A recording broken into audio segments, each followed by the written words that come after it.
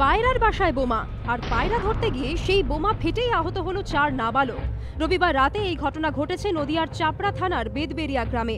স্থানীয় সূত্রে দাবি, গ্রামের একটি পরিত্যক্ত বাড়িতে পায়রার বাসা রয়েছে। ছোটরা প্রায়শই দল বেঁধে সেখানে পায়রা ধরতে যায়। রবিবারও সন্ধ্যের পর সেরকম ভাবেই তারা ওই বাড়িতে যায়। ঘরের ভেতর দেওয়ালে একটি বাক্স রয়েছে, সেখানেই বাসা বেঁধেছে পায়রা। ওই নাবালকদের দাবি, একজন ওই খোপে হাত ঢোকাতেই পায়রা ডানা ঝাপটাতে শুরু করে। পায়রার হুটোপুটির জেরে বাসা থেকে বলের মতো দেখতে কি একটা গড়িয়ে এসে পড়ে মাটিতে। অন্ধকারের মধ্যে নাবালকরা প্রথমে ভেবেছিল পায়রার ডিম হবে হয়তো, কিন্তু বলের মতো দেখতে জিনিসটি মাটিতে পড়তেই প্রচন্ড শব্দে বিস্ফোরণ ঘটে। আহত হয় 4 নাবালকই। তাদের শক্তিনগর জেলা হাসপাতালে ভর্তি করা হয়।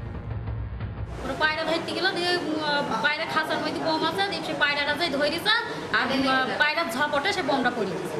এবার ছেলে মানুষরা তো জানে না, যাহা পড়ে গেছে তা বাস্ট হয়ে গেছে। কজন আহত হয়েছে? ওই 4 জন।